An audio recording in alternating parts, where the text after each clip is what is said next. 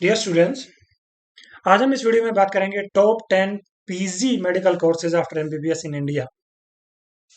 इसके लिए आप चाहें तो गूगल पे सर्च जैसे ही करेंगे आप, तो पहले या दूसरे नंबर पे हमारा लिंक दिखेगा आपको।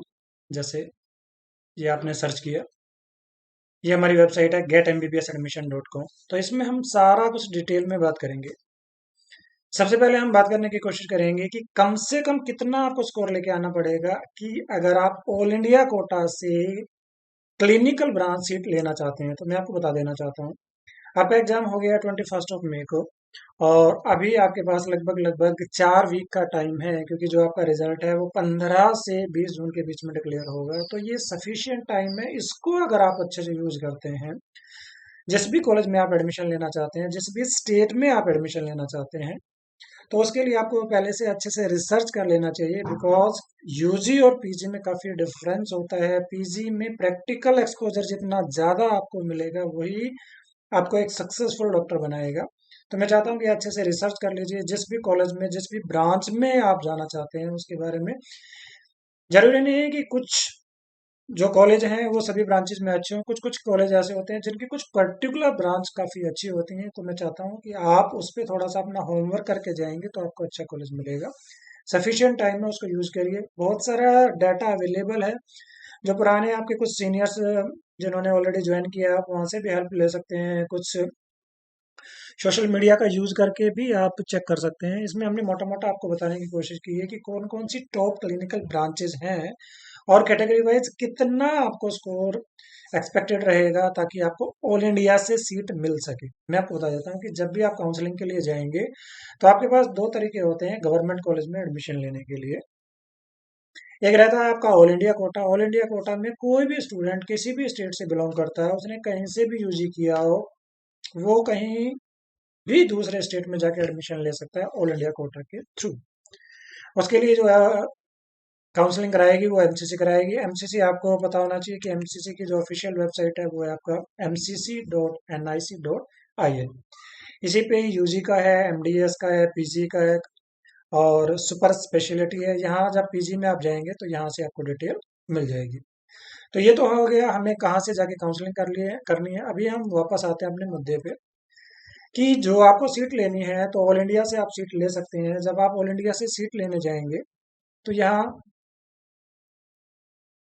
बताया गया है कि ये जो काउंसलिंग होगी, किस किस की काउंसलिंग इसमें कराता है। मैं आपको बताता हूँ, जितने भी गवर्नमेंट मेडिकल कॉलेज हैं उनकी 15%, सॉरी 50%, 15% आती है यूजी में, और 50% आती है आपकी पीजी में। तो उनकी जो आधी सीट है, 50% सीट है, वो ऑल इंडिया में आती हैं। और उसमें कोई भी रेस्ट्रिक्शन नहीं होता है। कोई भी बच्चा वहां जाके काउंसलिंग करके किसी भी दूसरे स्टेट के अच्छे मेडिकल कॉलेज में एडमिशन ले सकता है। आप चाहें तो अपने स्टेट में भी एडमिशन ले सकते हैं, या जिस स्टेट से आपने एमबीबीएस किया है वहां भी आप डोमिसाइल कैंडिडेट हो जाते हैं। और हर स्टेट का अपना डोमिसाइल का क्राइटेरिया अलग अलग होता है, तो उसको आप चेक कर सकते हैं।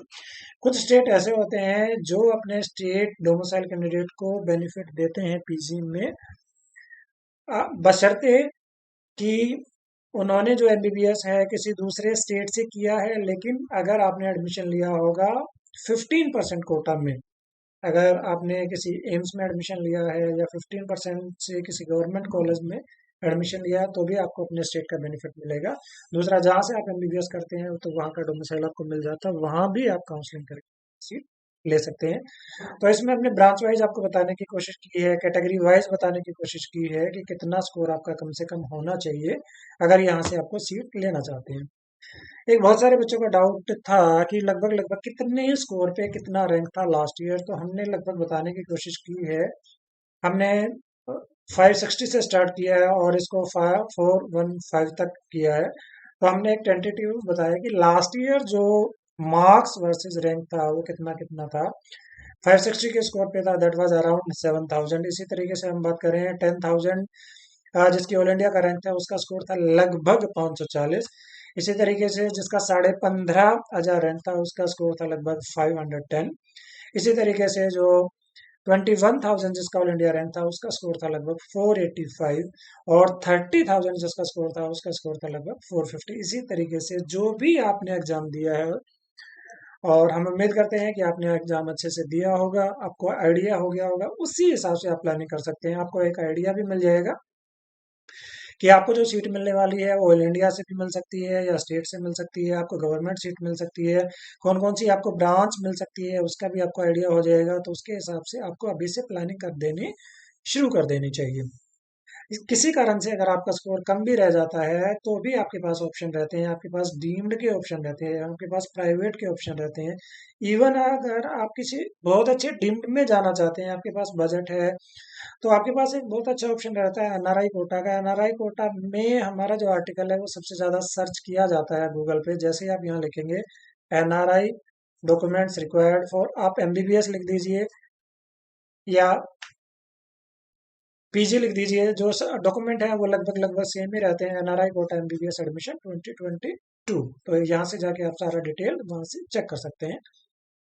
इस आर्टिकल में हमने लगभग लगभग सब कुछ आपको बताने की कोशिश की है। ये जो हमने बताया है कि वो लास्ट ईयर का स्टेट वाइज और clinical, non non clinical, MD, MS, MCH, DM, diploma की कितनी कितनी सीट्स हैं वो स्टेट वाइज हमने बताने की कोशिश की है। और ये चेंज भी हो सकती हैं, कुछ सीटें कम भी हो सकती हैं, लेकिन प्रोबेबिलिटी हमेशा रहती है कि सीटें बढ़ती हैं। तो ये हमने बताने की कोशिश की है, तो आप इसको भी यहाँ से भी चेक कर सकते हैं और उससे आपको आइडिया हो जाएगा कि जिस स्टेट में ज़्यादा सीटें रहती हैं तो जाहिर सी बात है कि वहाँ आपके एडमिशन की प्रोबेबिलिटी बढ़ जाती है। और कुछ स्टेट ऐसे होते हैं जिनके प्राइवेट कॉलेज में भी जो गवर्नमेंट कोटा की सीट होती है उसकी फीस भी काफ़ी नॉमिनल है। तो आप चाहें तो उन स्टेट में भी किसी कारण से अगर आपका थोड़ा सा स्कोर कम रह गया है, आपको गवर्नमेंट की सीट नहीं मिल पा रही है, तो आप वो सीट भी ले सकते हैं। इस आर्टिकल में एक चीज और भी हमने बताने की कोशिश की है कि लास्ट ईयर जो 50 टॉपर थे जिन्होंने ऑल इंडिया रैंक में 50 रैंक तक जिनके रैंक आई थी, रैंक 1, 4, 5, उन्होंने कौन कौन सी ब्रांच चूज की और उन्होंने कौन कौन से कॉलेज को प्रेफर किया, तो उससे एक आपको एक आइडिया मिल जाता है। ऐसा जरूरी नहीं है कि उन्होंने जो इंस्टीट्यूट लिया या जो ब्रांच ली आपने भी वही लेनी है। आप एक देख सकते हैं कि ट्रेंड कैसा है, कि किस में लोग जाना चाहते हैं, फिर उसमें आप रिसर्च कर सकते हैं कि ऐसा रीजन क्यों रहा कि ये जो पर्टिकुलर कैंडिडेट है इन्होंने इस कॉलेज को ही चूज क्यों किया, जबकि उनके पास और सारे भी ऑप्शंस थे। तो कुछ अच्छे कॉलेज भी इसमें आप चेक कर सकते हो कि जैसे सेठ जीएस है या इंडिया वो institute of PG medical science Kolkata है, वर्धमान महावीर है दिल्ली का, मौलाना आजाद है, लोकमान्य तिलक है आपका महाराष्ट्र का, इसी तरीके से जो केरला का कोझिकोडे है, और आपका डॉक्टर आरएमएल है आपका दिल्ली में, इसी तरीके से, और Nizam institute of medical science Hyderabad का है। तो हमने ये आपको बताने की कोशिश की है कि लास्ट ईयर जो 50 शुरू के बच्चे थे उन्होंने कौन कौन सी ब्रांच कौन कौन से कॉलेज में ली, तो उससे आप एक आइडिया ले सकते हैं कि क्या ट्रेंड है और कौन से कॉलेज आप भी ले सकते हैं। तो इसमें मैं अपना आपका टाइम बिल्कुल भी वेस्ट नहीं करूंगा, आप आर्टिकल पे जाएंगे, आप सारी चीजें यहाँ से चेक कर लेंगे। तो हम बढ़ते हैं आगे की तरफ। हम बता देते हैं कि जो ब्रांच जिनकी सबसे ज्यादा डिमांड रहती है उसमें आपको पता है कि सबसे ज्यादा आज के टाइम में यहाँ से भी आप चेक कर सकते हैं कि जो डिमांड अच्छी खासी जो डिमांड रहती है वो रेडियो की काफी अच्छी डिमांड रहती है। हम यहाँ भी जानने की कोशिश करेंगे कि किसी कारण से अगर आपको गवर्नमेंट कॉलेज का रेडियो डायग्नोसिस नहीं मिल पाता है, तो आप अगर डीम्ड में भी चाहें तो उसमें एडमिशन ले सकते हैं। यह हमने बताने की कोशिश की है कि 2020 में कट ऑफ क्या था, वहाँ के हमने सिर्फ 2 ही राउंड यहाँ कंसिडर किए हैं, राउंड 1 और राउंड 2। इसी तरीके से 2021 में कट ऑफ क्या रहा था, तो उससे एक आपको आइडिया हो जाएगा कि किसी कारण से अगर गवर्नमेंट कॉलेज आपको नहीं मिल पाता है और आप इसी साल एडमिशन लेना चाहते हैं, तो कम से कम कितना आपका स्कोर होना चाहिए किस कॉलेज के लिए, किस ब्रांच के लिए, ताकि आप वहाँ एडमिशन ले सके। तो यहाँ कस्तूरबा मणिपाल है, कस्तूरबा मैंगलोर है, एनआरआई कोटा की सीट जैसे मैंने आपको बताया था कि स्कोर बच्चे का कम था, लेकिन उसको कस्तूरबा जैसे अच्छे कॉलेज से ही उसने ये अपना कोर्स करना था, तो उसने अपना राउंड 1 में ही यहाँ से सीट उठा ली थी। यहाँ तो काफी कम स्कोर पे भी बच्चे ने यहाँ सीट ले ली थी। तो यहाँ से आप चेक कर सकते हैं, और यहाँ जितने भी अच्छे कॉलेज हैं, जितने भी डीम्ड मेडिकल कॉलेज है, हमने सबको दिया है। आप एक आइडिया ले सकते हैं कि किस डीम्ड कॉलेज को बच्चे ज्यादा प्रेफर करते हैं। जरूरी नहीं है, मैंने आपको बताया कि जरूरी नहीं है कि सब ब्रांचेज में सब डीम्ड कॉलेज हमेशा पहली पोजीशन में रहते हैं। वो चेंज भी हो सकते हैं। जैसे हो सकता है कि किसी पे कस्तूरबा मणिपाल पहला हो, किसी में दूसरे ब्रांच में कस्तूरबा का मैंगलोर वाला कैंपस अच्छा हो, या किसी में हो सकता है कि अमृता कॉलेज अच्छा हो, किसी में जेएसएस अच्छा हो, किसी में हमदर्द अच्छा हो, किसी में रामचंद्र अच्छा हो, किसी में आपका के एस हेगड़े अच्छा हो, किसी में एस डी कोलार अच्छा हो। तो ये टोटली डिपेंड करता है। यहाँ हमने आपको आइडिया देने की कोशिश की है कि लास्ट ईयर 2021 में और इससे पहले 2020 में बच्चों ने किस कॉलेज को किस ब्रांच के लिए प्रेफर किया है। तो ये आपके लिए काफ़ी हेल्पफुल हो सकता है, तो यहाँ से आप चेक कर सकते हैं। इसी तरीके से डरमा की भी काफ़ी अच्छी डिमांड रहती है, तो डरमा का भी हम देखने की कोशिश करेंगे कि डरमा में अगर डीम्ड कॉलेज में आपको जाना है तो कम से कम कितना स्कोर रहा था 2021 में और 2020 में। यहाँ आप कॉलेज के नाम देख सकते हैं, जैसे पहले नंबर पे मणिपाल है, सेकंड नंबर पे अब नवी मुंबई आ गया है। तो मैंने बताया कि जरूरी नहीं है कि सारे कॉलेज एक जैसे लेवल पे हो, कुछ कॉलेज की फीस भी कम होने की वजह से बच्चे उनको ले लेते हैं। जैसे कलिंगा है भुवनेश्वर का, कलिंगा भी अच्छा कॉलेज है लेकिन उससे भी अच्छा कॉलेज है एसयूएम भुवनेश्वर का। तो कभी कभी ऐसा भी होता है कि फीस की वजह से भी बच्चे कॉलेज ले लेते हैं। तो आपको ये सारी चीजें पहले से अगर आप रिसर्च करके जाएंगे, आपका पैसा तो खर्च होगा ही लेकिन आपको अच्छा कॉलेज मिलेगा। बाद में आपको ये नहीं रहेगा कि अगर हम इसमें थोड़ा सा रिसर्च कर लेते हैं हमें और भी अच्छा कॉलेज अपने बजट के हिसाब से मिल सकता था। इसी तरीके से जो भारतीय विद्यापीठ है या यानोपोवा है, इसे और भी जो कॉलेज है उनको आप चेक कर सकते हैं। तो जितनी भी टॉप ब्रांचेज हैं, चाहे वो आपकी रेडियो है या डरमा है या इसके बाद आपका जनरल मेडिसिन भी काफ़ी अच्छी डिमांड में रहती है, तो जनरल मेडिसिन का भी आप यहाँ से चेक कर सकते हैं। जनरल मेडिसिन के बाद आप जो और यहाँ हमने ये भी बताने की कोशिश की है कि जनरल मेडिसिन की अगर फीस आप देखेंगे तो इन डीम्ड मेडिकल कॉलेज में कितनी फीस जाती है। और इसके अलावा हमने स्टाइफंड भी आपको बताने की कोशिश की है कि स्टाइफंड इसमें कितना रहता है। इसके अलावा हमारा एक जो काफ़ी, तो इस आर्टिकल को आप लास्ट तक देख सकते हैं। इसके अलावा जो हमारा आर्टिकल है stipend in PG after MBBS, तो यहाँ से आप चेक कर सकते हैं। इसमें हमने स्टेट वाइज आपको बताने की कोशिश की है कि कौन कौन से स्टेट में कितना स्टाइफंड आपको मिलता है। क्योंकि मैंने आपको बताया है कि पीजी में एडमिशन लेते हुए वक्त आपको ये भी देखना है कि वहाँ का हॉस्पिटल कैसा है, वहाँ की ओपीडी आईपीडी कैसी है, उसके अलावा वहाँ का एकेडमिक्स कैसा है, और आपको कोई लैंग्वेज का या डिस्टेंस का कोई इशू तो नहीं आने वाला है, या कोई वहाँ सर्विस बॉन्ड या पेनल्टी बहुत ज़्यादा तो नहीं है। ये सारी चीज़ें अगर आप दिमाग में रख के काउंसलिंग करेंगे तो जाहिर सी बात है आपको अच्छी सीट मिलेगी। मैं आपको दोबारा बता रहा हूँ, आप सीट ऑल इंडिया से भी ले सकते हैं, स्टेट से भी ले सकते हैं।